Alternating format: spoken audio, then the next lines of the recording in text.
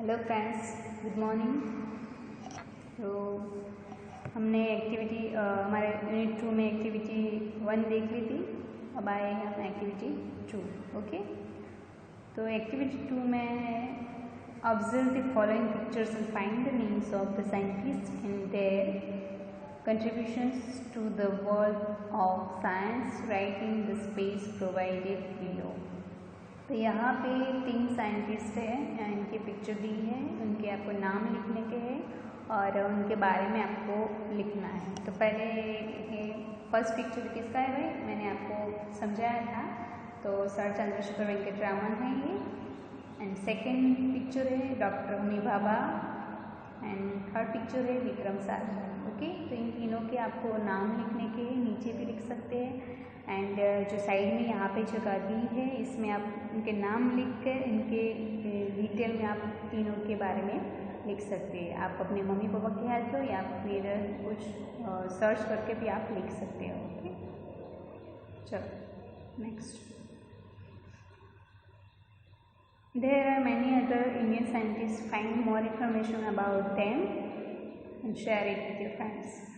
तो दूसरे जो इंडियन साइंटिस्ट हैं, इनके बारे में भी आप इंफॉर्मेशन प्राप्त कर सकते हैं। ओके, सर्च करके और अपने फ्रेंड को शेयर कर सकते हैं। Next activity 3, answer the following questions. यहाँ पर क्वेश्चन दिए, इनके आंसर लिखने के हैं। फर्स्ट क्वेश्चन है list the names of any 3 scientist. तो यहाँ पे 3 साइंटिस्ट के नेम यहाँ पे आपको लिखने के हैं।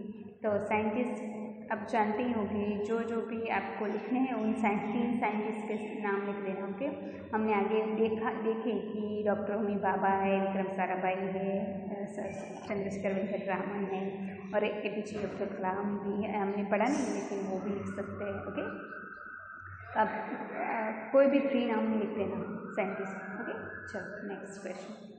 What do scientist do? Scientist क्या करते हैं?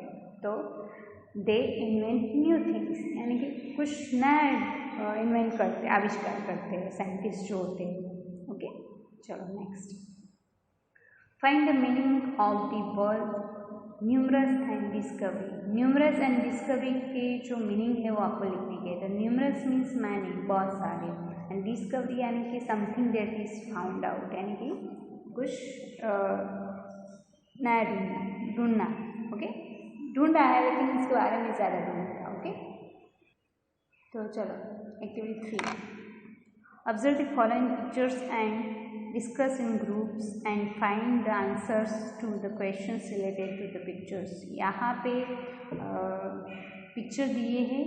ओके, तो इनके बारे में यहाँ पे डिस्कस करना है, फिर बाद में नीचे क्वेश्चन दिए, इनके आंसर लिखने के। तो यहाँ पे स्नोमैन है और 3 लोग हैं, पीपल है, तो डिस्कस कर रहे हैं। तो फर्स्ट डिस्कस कर रहा है कि I think it will keep him cold and stop him melting. वो ये कोट है, वो कोट लेके खड़ा है, वो बोल रहा है कि मेरे पास जो कोट है वो ये स्नोमैन को मेल्टिंग नहीं हो, मेल्टिंग यानी कि पिघलना, तो पिघलने नहीं देगा। मेरे पास ऐसा कोट है, एक कोट है, तो वो एक कोट में पहनाऊंगा तो वो पिघलेगा नहीं। स्नोमैन यानी कि बर्फ का जो मैन होता है वो, तो कह रहा है कि मैं कोट पहनाऊंगा तो ये मेल्टिंग नहीं होगा, यानी कि पिघलेगा नहीं। दूसरा बोल रहा है कि I don't think the coat will make any difference, यानी कि कोट पहनेगा तो मुझे नहीं लगता है कि कोई डिफरेंस होगा कि वो पिघलेगा या नहीं पिघलेगा। एंड थर्ड है, वो बोल रहा है कि don't put the coat on the snowman, it will melt him. तीसरा बोल रहा है कि जो आप एक कोट पहनाओगे तो ये उसे मेल्ट कर देगा, पिघला देगा। ओके, चलो नीचे हम डिस्कस करते हैं question. Are the children curious? What makes you say so? Children curious है भाई, और है तो फिर किस बात पे आपको ऐसा लग रहा है कि क्यूरियस है? तो इसका आंसर है yes, the children are curious, their talk makes me say so. यानी कि ये तीनों क्यूरियस ही है, क्योंकि इन तीनों की जो बातें इसकी वजह से हमें लग रहा है कि ये तीनों क्यूरियस है, इंटरेस्टेड है। ओके, चलो next. What is the boy holding a coat? Why is the boy holding a coat? तो बॉय जो होल्डिंग यानी कि पकड़ के क्यों खड़ा है बॉय कोट को? तो the boy is holding a coat because he wants to put the coat on the snowman. वो चाहता था कि एक कोट है वो स्नोमैन को पहनाए, इसलिए वो पकड़ के खड़ा है। Next, what is snowman? Snowman क्या है? तो statue of snow is called a snowman, यानी कि जो एक स्टैच्यू यानी कि जो पुतला जो होता है, मूर्ति जो होती है, वैसा एक स्नो का बना हुआ स्टैच्यू है, उसे क्या बोलते हैं? स्नोमैन बोलते हैं। ओके, चलो नेक्स्ट। तो हमारे लेसन का पार्ट 2 शुरू हुआ है, फेमस डिस्कवरीज एंड इन्वेंशंस। यहाँ पे फेमस डिस्कवरीज एंड इन्वेंशन के बारे में देखते हैं। ओके, चलो स्टोरी है तो मैं पढ़ती हूँ। Archimedes was a Greek scientist. यहाँ पे एक काम करते हैं, पहले हम मीनिंग समझ लेते हैं। ओके, तो एक गोल्ड साइंटिस्ट तो पता ही है आपको, वैज्ञानिक। गोल्डन क्राउन यानी कि सोने का ताज, गोल्ड स्मिथ यानी कि सुनार, फिर स्टोलन यानी कि चोरी होना, सस्पेक्ट यानी कि शक होना, ट्रूथ यानी कि सच, बाथटब यानी कि जो नहाने का बाथटब आता है वो, इमीडिएटली यानी कि जल्दी से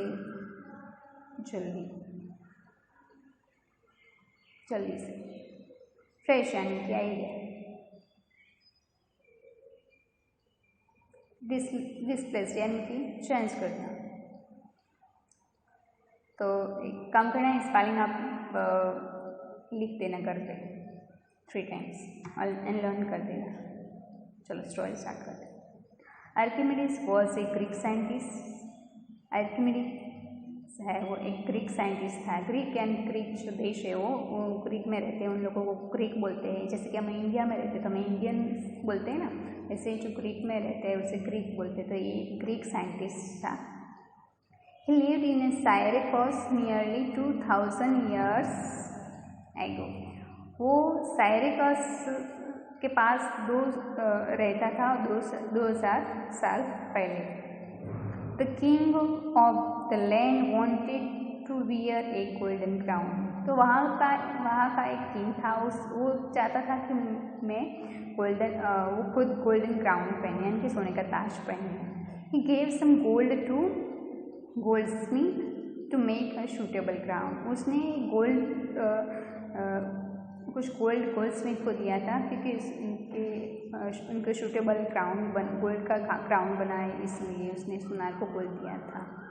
after a few days the goldsmith came with the crown to the king. थोड़े दिन के बाद गोल्डस्मिथ यानी कि जो सुनार था वो आया। क्या लेके आया? सोने का क्राउन लेके आया किंग के लिए। The crown was weighted. Crown को नापा। The weight of the crown was equal to the gold given to the goldsmith by the king. तो जो क्राउन का वेट था वो इक्वल हुआ, जो किंग ने गोल्ड स्मिथ को दिया था, जो गोल्ड दिया था वो इक्वल हो गया, वो गोल्ड और golden crown. The king looked at the colour of the crown. उसने किंग ने क्राउन का कलर देखा। He suspected that the goldsmith had stolen some gold. उसे शक हुआ कि कलर देख के कि एक गोल्डस्मिथ ने कुछ गोल्ड चुरा लिया है। But the king was not sure. लेकिन किंग श्योर नहीं थे। The king wanted to find out the truth. King चाहते थे कि इसका सच ढूंढे हम। He asked his court scientist Archimedes to find out. उन्होंने अपने court scientist यानी कि जो आर्किमिडीज है उनका court scientist है, उसको ढूंढने के लिए कहा। The king said, find out how much gold has been stolen. King ने कहा कि तुझे ढूंढना है कि गोल्ड में से कितना गोल्ड चोरी हो गया है। How to find out the truth, कैसे हम इसे ट्रूथ को ढूंढे। Archimedes thought about the problem day and night. Archimedes ये जो प्रॉब्लम था उसे डे नाइट सोचने लगा कि उसको सॉल्व कैसे करें। One day he was about to have his bath. वो एक दिन अपने बात के लिए जा रहा था, but he was busy thinking. वो सोचने में पड़ गया था। He did not notice the bath. उसने बाथ टब के सामने देखा नहीं, बाथ टब को देखा नहीं। The water in the bath tub was already full to the brim. जो बाथ टब का जो पानी था, जो नल टैप शुरू था, तो वो भर गया था बाथ टब, और ऊपर तक ब्रिम यानी कि ऊपर की सतह आ जाता है पानी, वहाँ तक भर गया था। Slide into the bath tub, वो बाथ टब में स्लीड हो गया। ओके, तो इमीडिएटली ये large quantity of water flowed over the brim of the bath tub. जैसे वो अंदर स्लीड हो गया, तो वैसे ही जो वो अंदर गया, बाथ टब के अंदर गिरा, तो वैसे ही पानी जितना उसने जितनी जगह रोकी उतना पानी बाहर फ्लोड हो गया, यानी कि बाहर निकल गया। ही नोटिस दिस, उसने वो नोटिस किया कि suddenly there was a flash in his mind. तब उसके दिमाग में एक आइडिया गया। ही जम्प्ड आउट, उससे पता चल गया, लाइट हो गई, फ्लैश एंड लाइट हो गई, और he jumped out the bath tub shouting eureka eureka eureka in Greek means I have found it. तो उसे लाइट हो गई और उसने जंप आउट, यानी कि बाथ टब में से उसने जंप किया और शाउटिंग यानी कि चिल्लाने लगा कि यूरेका यूरेका। यूरेका यानी कि जो ग्रीक में जो ढूंढ लेते हैं, यानी कि फाइंड कर लेते हैं, फाइंड करते हैं, तो उसे यूरेका बोलते हैं। पता चल जाता है जिस चीज़ का ट्रुथ पता चल जाता है, उसे यूरेका बोलते हैं। एक ग्रीक वर्ड है। Okay, Thus, it was found that different metals of the same weight have different volumes.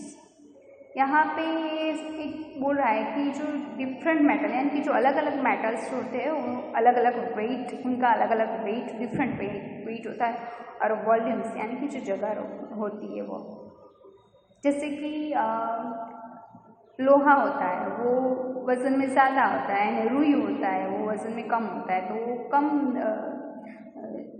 जगह रुकता है, और लोहा है वो ज़्यादा वेट में होता है। Okay, objects put in water will display water, the displaced water will be equal to their volume. यानी कि जो ऑब्जेक्ट हम पानी में डालेंगे तो पता चल जाएगा कि गोल्ड है, गोल्ड का होता है वो वजनदार होता है, और दूसरा कोई मेटल होता है उसका वज़न भी अलग होता है, तो पता चल जाता है कि कौन कितनी जगह लेता है। तो इसकी वजह से हमें पता चल जाएगा कि सोना चोरी हुआ है कि नहीं। हम पानी में डाल के देख लेंगे वो गोल्डन ब्राउन को, तो पता चल जाएगा हमें। ओके, ये उसका आइडिया था। ओके, तो हम दूसरा नेक्स्ट वीडियो में देखेंगे। Thank you.